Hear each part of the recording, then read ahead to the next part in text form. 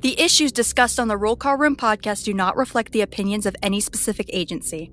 Any characters discussed on this show may be fictional for comedic value unless you're a shitbag Steve. This podcast is rated explicit and listener discretion is advised.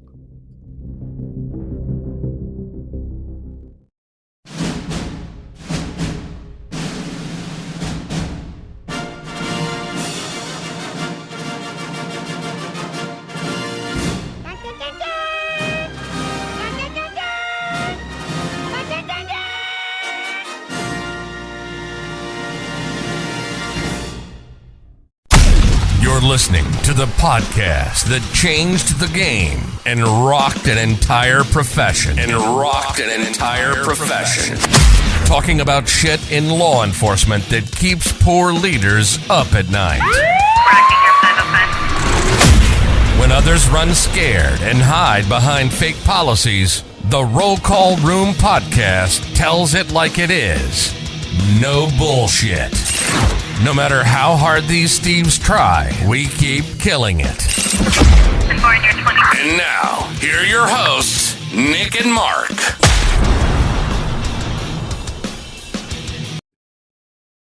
Oh, morning. Hey. Oh, hey. Whew. These can be used in court. All mics are live. Welcome, ladies and gentlemen, to another episode of the Roll Call Room podcast. I am one of your hosts, Nick. With me is the lovely, beautiful, handsome. Wait a minute.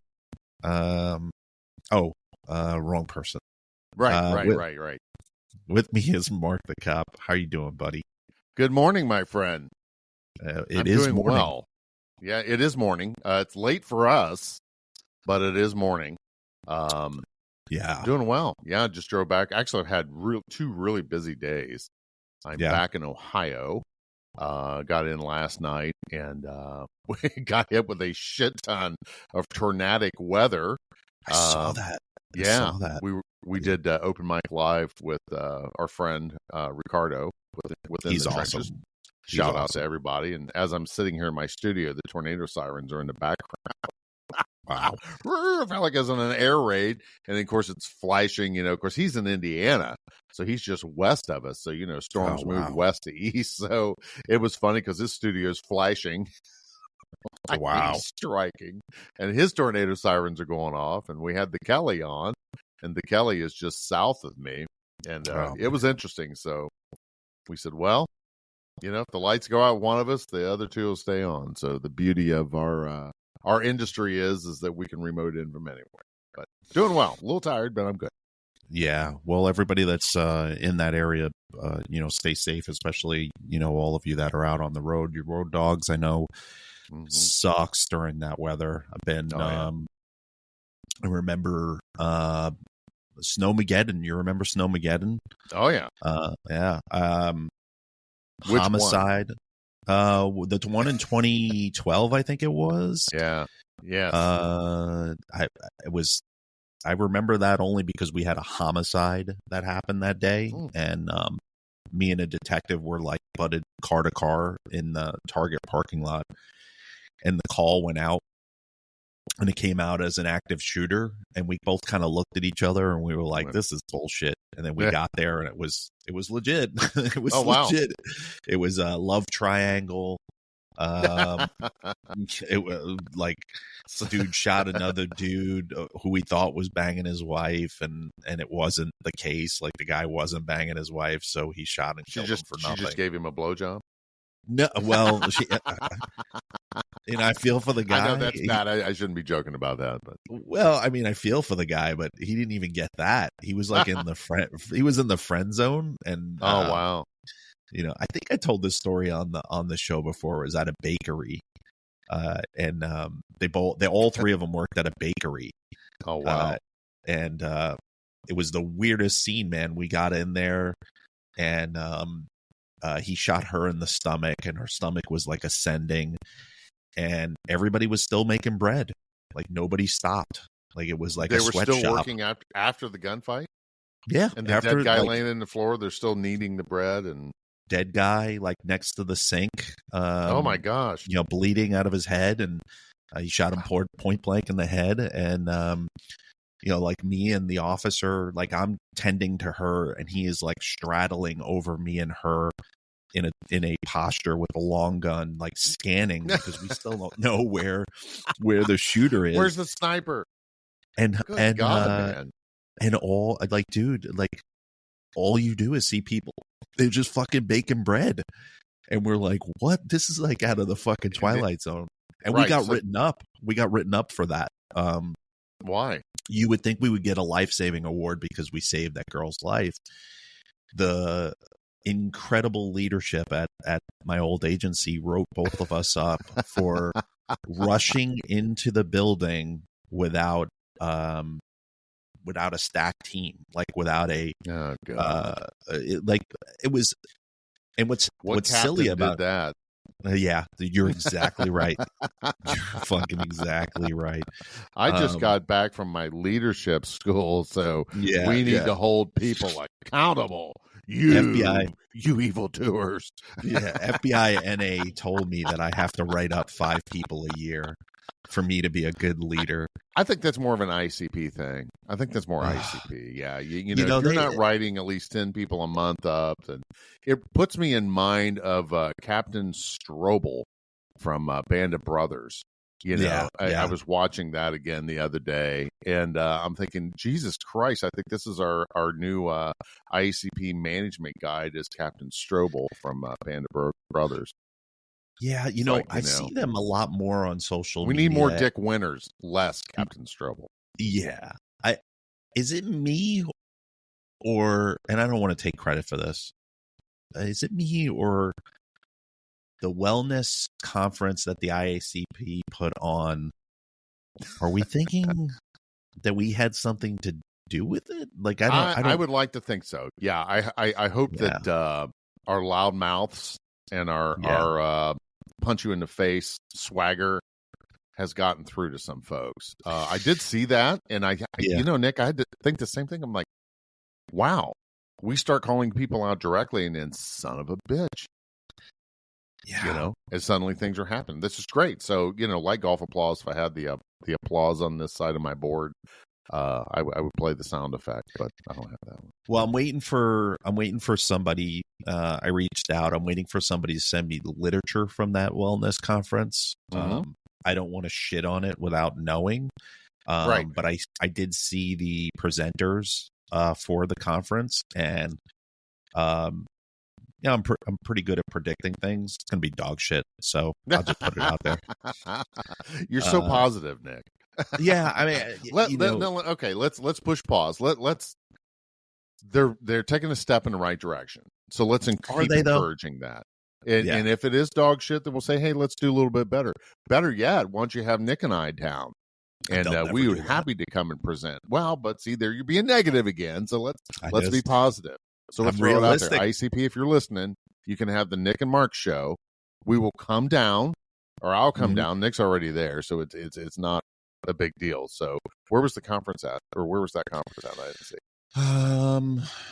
Actually, I think it was like go ahead. Yeah, I think it was like in Texas or something. Yeah, if I got to travel a lot, I mean, I'll come to Alexandria on my dime, but if I got to travel, you're just going to cost you the hotel room there at the venue. Well, I don't want to stay in the Motel 6.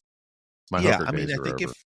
If you're going to be serious about a wellness conference, IACP, where you would throw my hair back is forget about you and I appearing, which, whatever's left of it.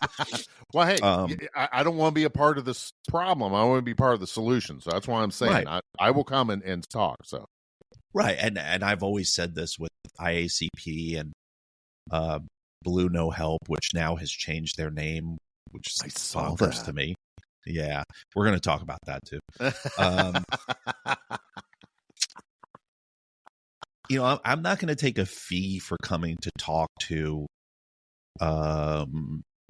leaders, and I use that word very loosely, in law enforcement to change their perspective or clue them in as to why they're having a recruitment problem, a suicide problem, and all these other problems. I wouldn't take a fee for that. You cover my expenses for going there. Right. And then we can talk about the future. But when you line up for a wellness conference, a Scott Medlin and a Mike Segru, you and I, Travis Yates, Joe Terry, gotta have Joe Ernie Terry Stevens, Joe Terry, Ernie Stevens, Joe Smora. I always fuck his name up. Sorry, Joe. Yeah. When you start lining up folks like that, it lets me know that you're not afraid to go against the grain. You're not afraid to push the envelope in the sense where you're just taking these people's money, these leaders, quote unquote leaders. You're intaking all of this money, and those of you that have not listened to IACP Part 1 and IACP Part 2, shame on you, first of all, and second of all, it's very eye-opening. Right. You know, and since that episode, we've pulled tax returns for Blue No Help. We've pulled tax returns for what's that one? Irish Blue Angel, or whatever the fuck they are. Oh, Irish Angel. Yeah, that one pisses me off, but we'll get to that one. The wellness conferences, that's another one. That's a huge intake of money. You know, when you start looking at their tax returns and you see that they're labeled as a nonprofit, but in reality they are a major profit, or the way that they're allocating their money, you can see why you don't see their stickers in every single locker room. You can see why folks like yourself and I that have been there at the edge of the bed with your service weapon, never knew anything about Blue No Help, never knew anything about any of the wellness programs that are out there, is because they don't make money. You know, like saving officers' lives from suicide is not a profitable business. Right. And it leads me right into Blue No Help, which is that it wasn't profitable enough just to service law enforcement officers. Now, for you to get all of that luscious grant money, now you need to go after firefighters. Now you need to go after dispatchers. Now you need to go after all first responders, and then rebrand yourself to First Help or First No Help or whatever the fuck you're going to call yourself. Right. And I think the original mission for them was good. I think that they were on a good trajectory. But I hate to burst your bubble, and I mean them, not you. Nobody's listening to you where you're not having boots on the ground folks like, you know, Travis Yates and Scott and Mike Segru coming on and telling you what's wrong. And I told you this story back when we started the roll call room. They wouldn't touch us with a 10-foot pole because they said we were too controversial. We were talking too much about poor law enforcement leadership, and they needed law enforcement's leadership to buy into what they were doing so that they could get their foot in the door and go to all these agencies and all this other stuff. Right. You know, you worried more about the politics side than you're not really helping the boots on the ground officer that's working midnights that's listening to this show. But that's neither here nor there. I mean, but they're bringing in boatloads of grant money. IACP, millions and millions of dollars in grant money. You know, and then they're spending, like we talked about, they're spending $50,000 on professional development for themselves. $50,000, which is just bonkers.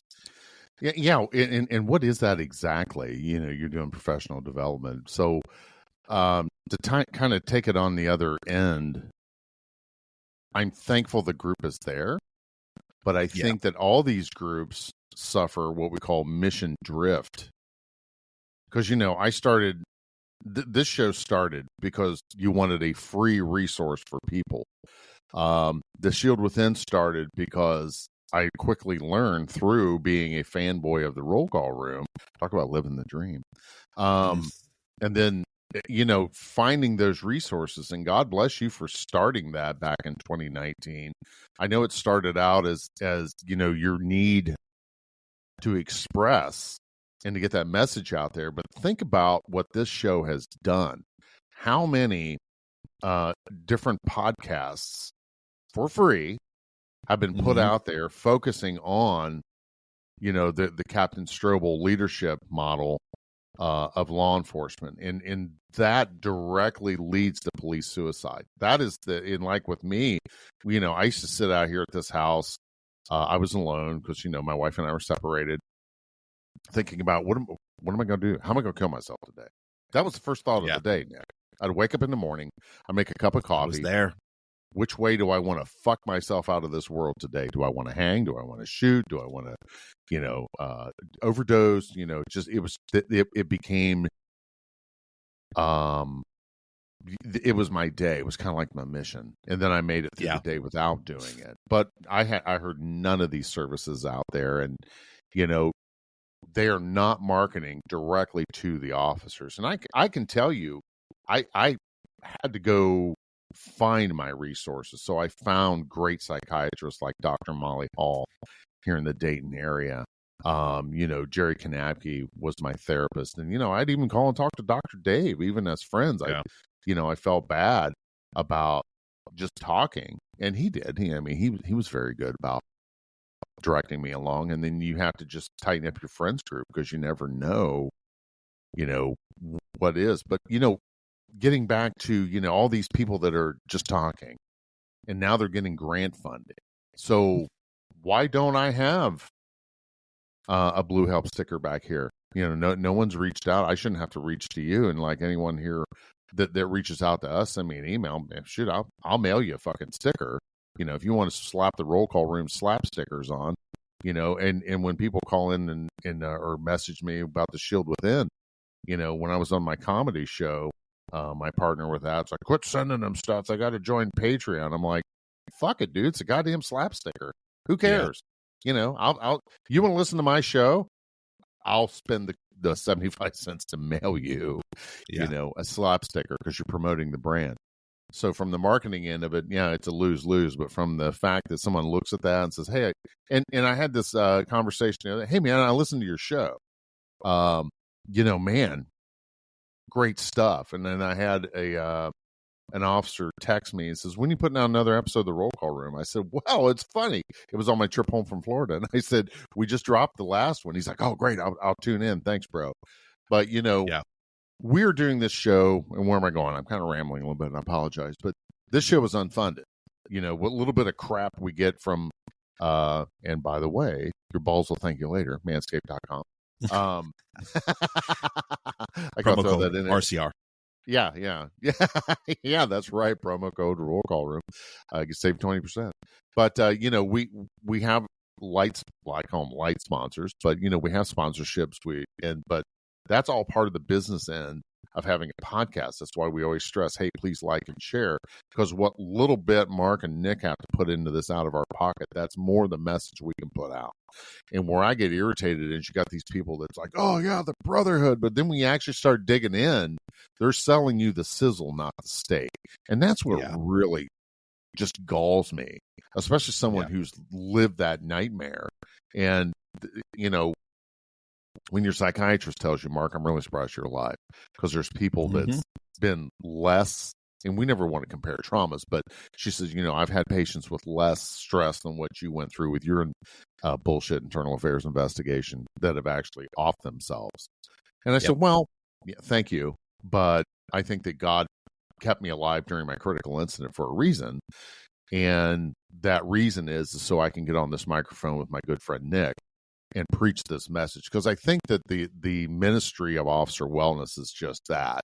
We minister that message, and I borrowed that from the Chip Terry Fund, Joe Terry, and go check them out if you have some extra money laying around. They are in the trenches every day saving firefighters and law enforcement. She's got into the law enforcement end now, but they help facilitate the stellate ganglion block for people that can't afford it. I was a recipient of one of those grants, and I'd be honest with you, after I got that, I turned around and I donated the amount of the money that it took to do my treatment back to the Chip Terry Fund. Now, it's the first I've said that publicly. Awesome. But, the Chip Terry Fund isn't an endless supply, but they are actually working hard to save first responders' lives. And I can tell you, after I got my stellate ganglion block, the second one, the first one, I was a mess, dude. It was a mess. Dr. David came down. We kind of, I wanted to share the story, but on my PCL5 test, if you're over 38, you're severe. I was at 64 prior to the first jab, and then 30 days later, we went down and did it again, and then the second one was like totally life changing. I mean, it was like pouring water on a fire. And then of course I backed that up with intensive 2-hour session of EMDR with my therapist. But it's really got me grounded today. So what are these? And these places are taking in hundreds of thousands of federal grant money right now. Right. Well, they are. But the thing is like when you start deep diving into like services like Blue No Help, and you go, well, what do you exactly offer? Right. They don't offer specific services. They're basically a referral service. Mm-hmm. So if you reach out to them and you say, hey, listen, I'm thinking about committing suicide or I'm depressed, they refer you to somebody else. They refer you to like Copline, or they refer you to other resources.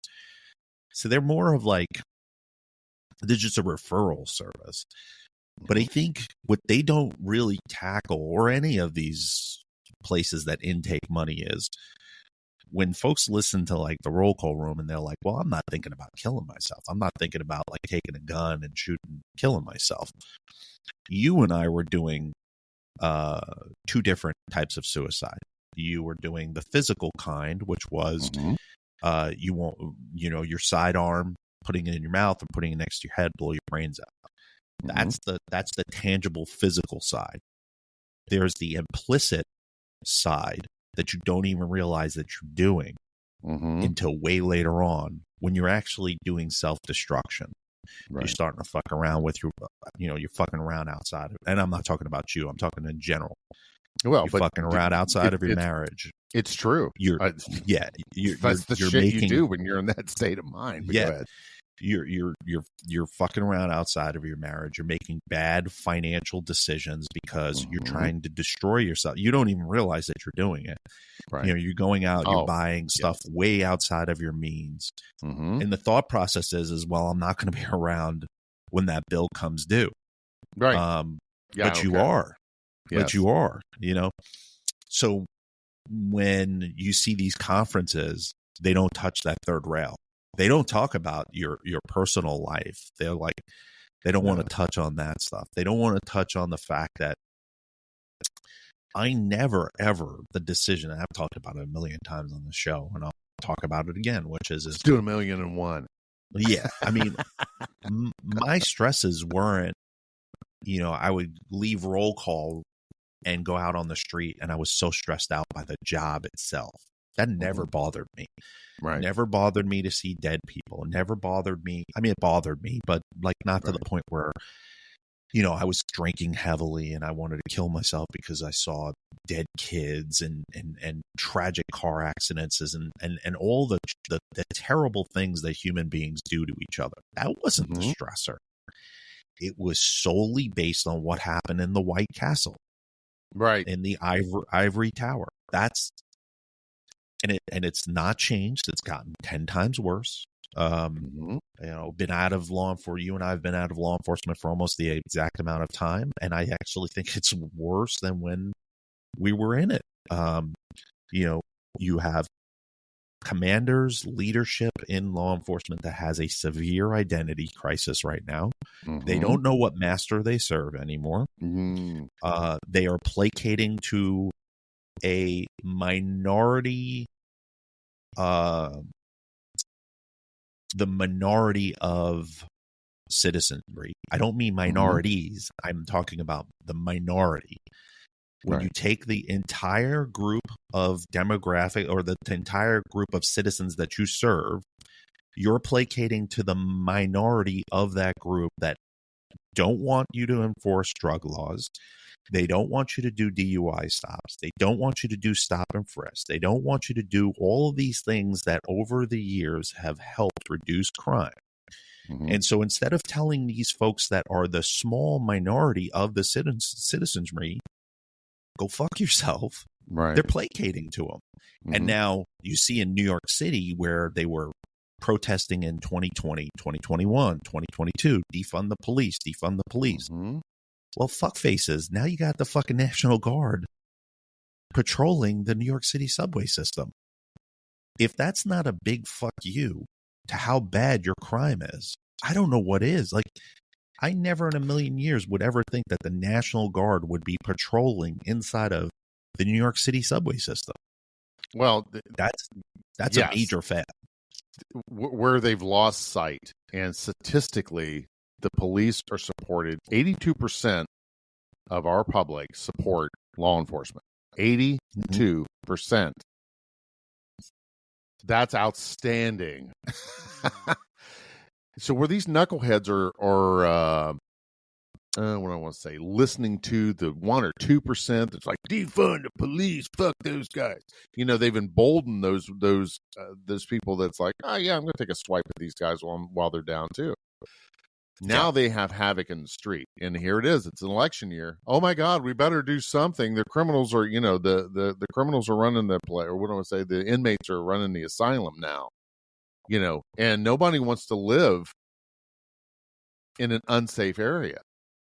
Right. Police are necessary in our society. Otherwise, the gangs are going to take over, which is happening right now. You know, I used to jokingly say when I was working the road, nah, man, the boys in blue are the original street gang. And in many ways, that's kind of true, how business is done on the street, right? Yeah. You know, I know what you're doing. You know what I'm doing, you know, and meaning, you know, we are on the right side of things. We're on law and order. We have the law on our side. But when you can't defund this stuff, and a lot of their examples of why the police are bad is because the fact that they've defunded other services. You know, so the naked guy running down the street just happens to have darker skin than me. Then he picks up a machete and comes at me, and I shoot and kill him. Well, how is that portrayed?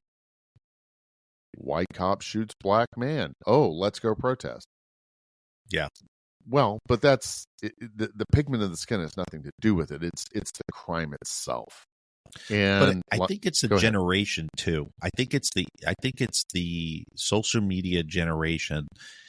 You have folks that are between the ages of 18 and 26 that don't think for themselves. No, you see it in politics. You see it in, you know, the presidential election that's about to come up.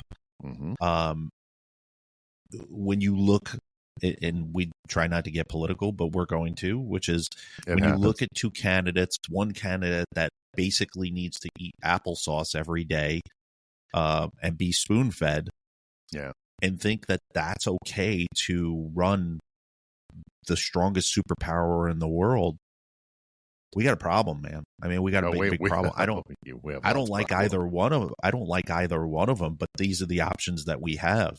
Right. I know that my 401k and my stocks were worth a hell of a lot more with the last guy than they are this guy. I know that when I go grocery shopping and I leave the grocery store spending $140 and I only bought meals for 2 days, that's a fucking problem. Like, it is. It bonkers to me, man. It's almost like it's kind of like living in the Willy Wonka world right now. It's just we're in Bizarro world. No, we're not Willy. Really I wish it was man. Willy Wonka. It's Bizarro. Yeah, everything's upside bizarre. down right now. Yeah, and you look at the amount of vigor that they put into prosecuting Trump, and you're like, you don't even do that for people that murder kids out on the street, gangbangers. Like the Manhattan DA to file felony 34 or 36, I don't even remember. It's over 30 felony charges versus a former sitting U.S. president. And this guy's letting fucking people go. Yeah, he's letting fucking people go left and right that are murdering people that have been in and out of the judicial system for years, creating violent crime. But you got the National Guard patrolling the U.S. the New York City subway system, but you're focused on nailing a former sitting U.S. president, which is who did everything within the confines of the Constitution. People This is don't realize terrible. it costs, what, $1 million a day? It costs $1 million just to call the National Guard up. So people think about where your money's going. $1 million just to make the phone call to get them out. Mhm. Now, you have to pay these people every day they're there because these are volunteer soldiers. So this is their mission. So they leave their job. They go on orders. You pay them every day to be there, and you have a complete command structure. So, the National Guard is not your step-in police force, but you have to refund your police. And, if you don't like the way things are, vote these bastards out of office. You don't sit back and say, well, I can't do nothing about it. The hell you can. You can go to where the rallies are. Go ahead, sir. Yeah, I think the problem is that the NYPD, and I know we have a lot of listeners that are from the NYPD, and that's where my law enforcement career started. Thank you all. God bless you. Be safe. I feel all of you that are the hard chargers, but you can't deny the fact that they have allowed the requirements to slip so far in the NYPD for recruitment purposes that I'm more afraid of some of these newer officers than I am of the criminals that are out there. Right. They're not meant to be law enforcement officers. 2 years ago, they were protesting police officers, and now they're wearing a gun and a badge. Mm-hmm. And they're doing it more for ego and status and TikTok followers than they are for the actual mission as to why you and I went into law enforcement, which is the corny serve and protect. Right. You see these videos of some of these newer NYPD officers, and you're like, no wonder why fucking crime is so high, because they ain't stopping anybody. They're not getting in any pockets. I don't blame them.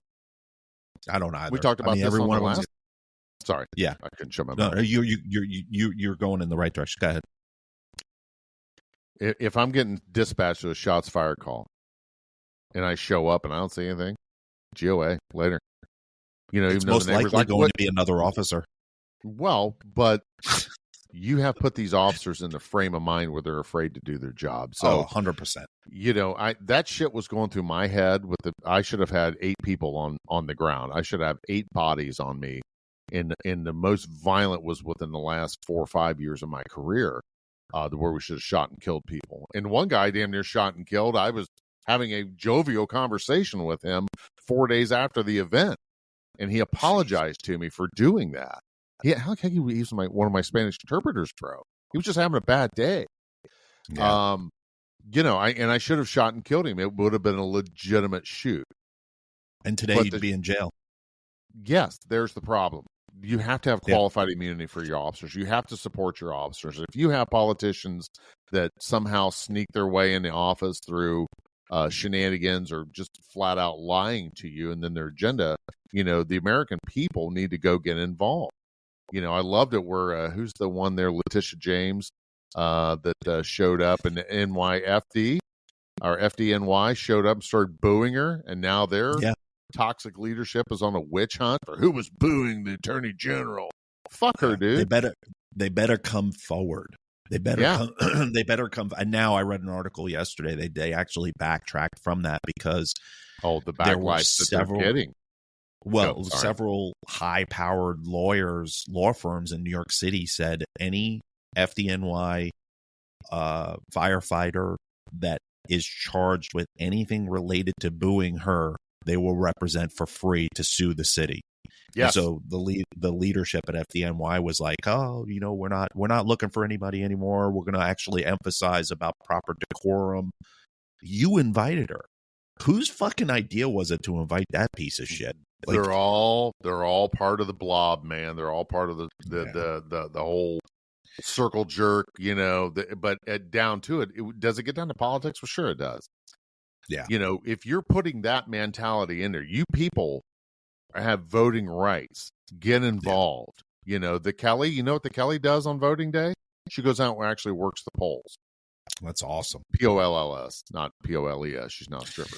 But automatically my head went there, and I was like, I saw your nonverbals, man. That's why I said that. But no, she goes out and she volunteers. You have to go volunteer. I did that for many years. Yeah. As an observer, and of course the people working the polls were all. I'm like, look, guys, I'm just here to make sure there's nothing going on. You guys are doing your job and continue doing it. I'm here because, and I was there unpaid. and volunteered to do that. So go make the changes, get involved. You know, our government now is more critical time than ever, especially when your home safety is there. And what really hacks me off, you and I are both gun owners, right?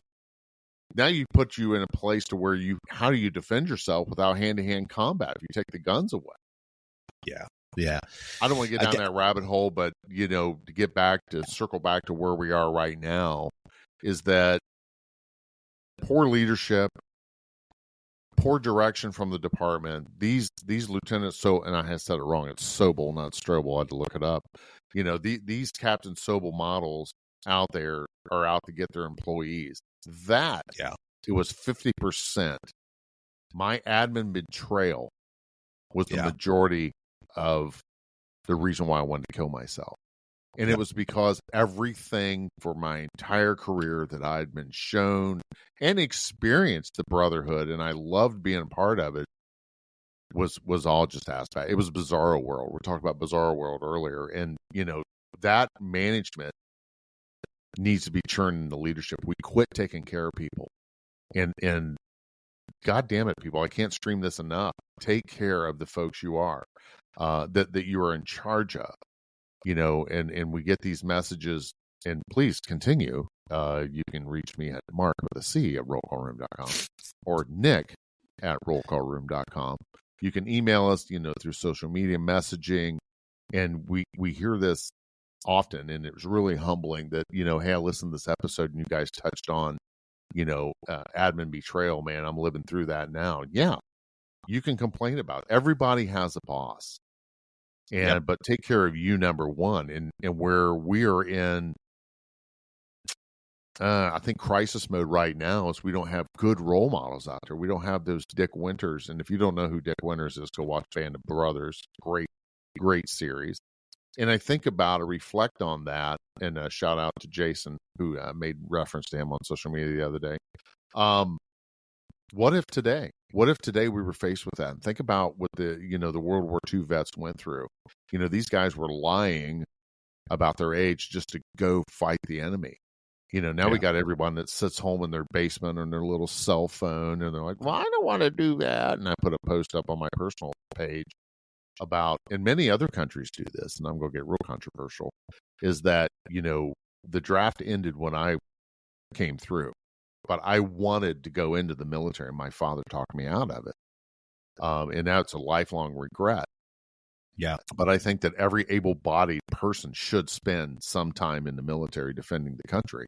And I said, well, you know, if you want social services later in life, if you don't volunteer your time earlier in life, then why should we be paying you to do nothing?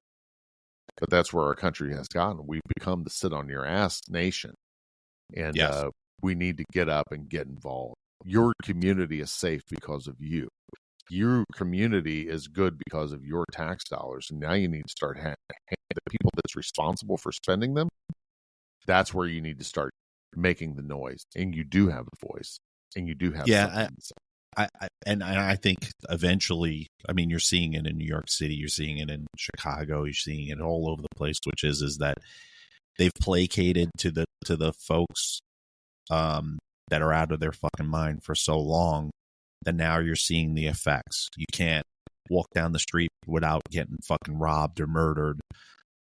You know, crime is going through the roof. And a lot of the social media posts that I'm seeing now is we need to hire more cops. We need to hire more cops. Well, it's going to take you probably 5 years to undo what you've done because you've made the job so unappealing. Cost of living is so astronomical now. Inflation is high. You know, you paying somebody $45,000 a year to put their life on the line. Oh, and by the way, if you happen to make a lethal force decision, we're going to arrest you first, put you on trial, and then put you in a building full of the people you just arrested. Correct. Fuck you. Yeah. Like, that's not an appealing job for me. It's not an appealing job for any new young person that's, you know, fresh out of college. They got a ton of student loan debt. I mean, depends. I mean, you know, Biden might want to eliminate all the student loan debt, so that might not be the case. But, you know, like shit like that, where you're like, I don't know how much more unappealing you can make the job. Like Right. I wouldn't join now. Like if I was looking for a job right now, law enforcement would be the last fucking thing that I would want to get involved in. And it's the greatest job in the Aside world. from the other stuff. Oh, It's and an we say awesome it all the job. time. Yeah. When it's going great, when you have great leadership, when you can go out and go do your job, when you can Go be actually cops. go fight crime, yeah, and you know, the legal way of doing it. There's ways of getting into people's cars and into their pockets, a legitimate, legal, constitutional way. Those of you that are not doing that, you're causing the problem. Right. You know, I think law enforcement just at this point has a huge identity crisis that it's not getting any better. Yeah, it's my cat over there meowing away. Well, I think agrees. when they took live PD off the air, I love watching live PD. I love watching cops. You know, Fox Nation still has cops on the air, but it's like I got to subscribe to Fox Nation. But you know, when they quit taking off those, Blue Bloods, I think is the only current police show that's still on the air now. Not so liberal though, man.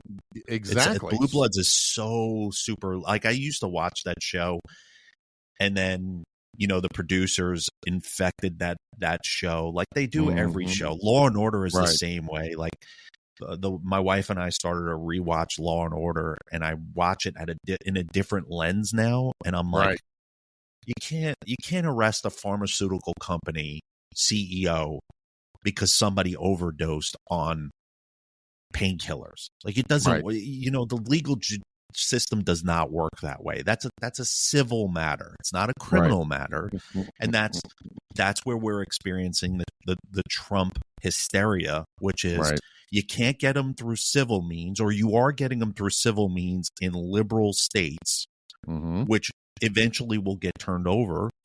So now you're using the criminal system and you're manipulating the elements of the crime for it to suit your needs. Right. And eventually, I mean, we saw it with the Supreme Court overturning Colorado and Maine, taking them off the ballot. Right. The Supreme Court is the ultimate decision maker. And the fact that you had a 9-0 decision for that is a prelude to what's going to happen in the future with him. Right. They are the Supreme Court. They are the last and final word. And even the four Dems that are on the Supreme Court are pretty much laying it down. What you're doing is detrimental to the country. It seriously is. And I hope for Trump's sake, if he gets elected, I hope he doesn't take the bait if he gets elected and then start going after the other side, like a tit for tat kind of thing. Right. There has to be some sort of civility. There has to be somebody that, and you know, I grew up with Trump in New York City. I grew up in New York City, and I know him. I know his family. I know, not personally. I'm just saying, I grew up around them. Say, man, I'm impressed. Really? No, I wish I did, man. No, I mean, you've been around them more because I've been around them. I've seen their business dealings. You know, I've seen, you know, Trump in Atlantic City bankrupt. I've seen them build the back, and I mean, I've seen it all with them. And he's just, you know, he's the type of guy that's going to take that bait. He's going to put his DOJ in charge of going after Letitia James and going after Alvin Bragg and wasting taxpayer dollars to go tit for tat. And we don't need that. Like, we need him to come in, or somebody to come in and be like, listen, knock this shit off. Let's get back to getting these 10 million illegal people out of our country, throw them out of the borders. Shut the borders down. But they're not. Law. They're not, because they're registered voters now. Like that has always, Elon Musk had a perfect assessment of this whole illegal border crisis thing, which is you bring as many in as you possibly can, register them as voters as quickly as you can, and remind them who got them residency, and they're loyal to that party forever. I don't understand why the conservative side of things aren't standing there with registrations as they come in. Here you go. And if they were doing that, they would shut the border down tomorrow. The Republican Party is a fucking mess, and they've been that way. And it started during the Clinton administration with mean-spirited and all these cowards. And I think that's the one thing that I liked about Trump initially, when he was like, of course, it's that attitude. It's the fuck you. Yeah, I am mean-spirited. This is what I want to hear, and I think that's what America wants. We're tired of the milquetoast, vanilla, but, you're accusing me of being this way. No, I'm not that way, but just because you don't like what I'm saying, or the keep talking over me. But to bring it all back around, I could just yammer on for this all day, and that's not what I want to do with this show. But, get out there and get involved. Your vote does mean something. And if it isn't going the way you want it to go, and thankfully the pendulum swings back and forth, and I think it's going to be a hard swing back to the right this next election cycle. Because I don't know of even my liberal friends, I don't hear them in support of what's going on right now. I think a lot of your Biden supporters, I think 20% of Biden supporters are either going to stay home or they're going to vote independent. And that's only going to help Trump, because I think even not loyalists, but I think a lot of the Biden supporters, when the last election happened, I think even they are like, listen, this guy is not going to make 4 years. He can barely fucking hold a sentence. But he wasn't portrayed as that. He was portrayed. Nobody knew who the hell that. Okay, let me ask you a question. I heard this yesterday. Yeah. Who was Bush 41's vice president? Does anybody know? Quayle? Was it Quayle? Yes. Ding, ding, ding, ding, ding. Yeah, he was a donut. He was a donut, yeah, too. Absolutely. But who the fuck is he? So let's fast forward. Who the hell is Barack Obama's vice president? Joe Biden. Oh, well, it's Joe Biden. Well, I don't know who the fuck he was. Of course, he was just some crook from Delaware, right? So wasn't it odd that as soon as Obama comes out, we did not run Joe Biden as president? Everyone, all the vice presidents run. Yeah. That's how we ended up with Bush 41 was out of Reagan. Reagan termed out, so we ran him. Why didn't we run Biden the first time around? We ran Hillary. Well, clearly, and then again, I'll get in that rabbit hole. But so clearly the guy doesn't have the salt, but he was portrayed as, he's going to be he's he's good with foreign relations and he's this good grandpa style, but that's what the people were fed. And where I want to go with this, right? Oh yeah, the guy's a mess, but they kept that hidden. Where I'm appalled at is Robert F. Kennedy Jr. He should be the Democratic nominee. Now, 100%. He would be the guy that would have a good foothold for the Democratic side. He's just moderate. His voice kills me. Well, he's got that condition, I know, but can't help that. It freaks me out. It's like listening to Lord Vader every speech. Right. It just freaks me out. I wish it was like listening to Lord Vader. I wish it was with breathing, but he's struggling to speak just because he has that. But do you listen to the guy's comments? Do you listen? Because I'm a fan of his. I wouldn't vote Democrat because I'm a conservative. I'm Catholic. Yeah. Blah blah blah blah blah. And Irish. So we're recording this right before St. Patrick's Day, which is a ruined holiday for me. We'll talk about that later. But he should be he's running independent. Yeah. And if the Democrats were smart, they would have propped him up. If they're truly about the party. But they're not about the party. They're about their own agenda, and the agenda is to ruin this country as it is. And they've got a pretty good. Well, then they're going to throw their weight behind Biden because Biden. I mean, he's a puppet. I think he's not even running the country. There's a video that came out yesterday. He wanted to answer questions at some stop that he was at. Yes. And his handlers. Yes, this was just recently. Yeah, this was yesterday. I can't answer questions. I'll get in trouble. And he's looking around. Can I? Can I answer? And then they quickly rushed the press away from him, and then the bars came out. Yeah, I mean, he's not going to debate Trump. I wouldn't debate Trump, quite honestly. I mean, the guy is just fucking brutal in debates. I don't know, man. I don't know. The November is going to be very, very interesting. I think we're going to see a lot of history being made.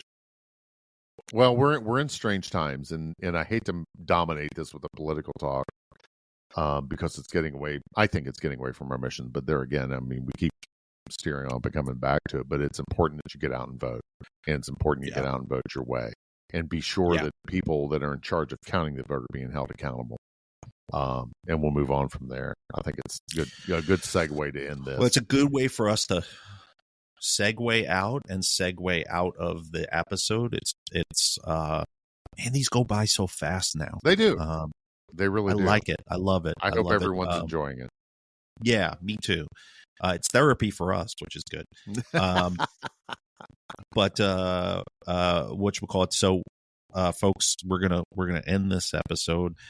If you need to get a hold of me, you can reach me at nick@rollcallroom.com, or you can reach Mark at marc@rollcallroom.com. Mm-hmm. Take good care of each other. And Mark, I'm going to leave it to you to close us out. Well, thanks as always. Thank you all for listening. Be safe out there. For our friends at NYPD, keep doing what you're doing. I know it's like pushing a car up a hill with a rope, but it will get better. Those shitty commanders do come and go, and hopefully they go quicker than they come. But keep the reason why you're doing the job. Just keep doing that. Control what's in your orbit.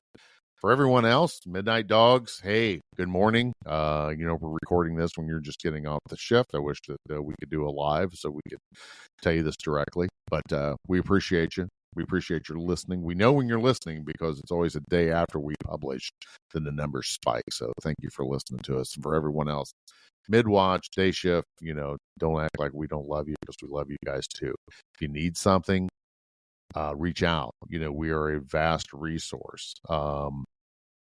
What is the 988 text? Is that what that is, the number? Yeah. I don't want to screw that up because I know it's critical. But, if you're feeling bad, get out of the house. Get around people that you love. Practice the 4 F's. Family, faith, friends, favorite activities. And be sure to keep non-cop friends in your life. Big time. It's a job. It's a great job, but don't let it envelop you. So take care of yourself, and thank you. All right, folks, be safe, and thank you, Spotify, for letting us out of our punishment. And we have learned a lesson. We will never do it again. Right. And whatever community standard that was. So, yeah, you are the best podcast platform out there. And I will never make fun of Joe Rogan again. Thank you, everybody. Have a good night and enjoy.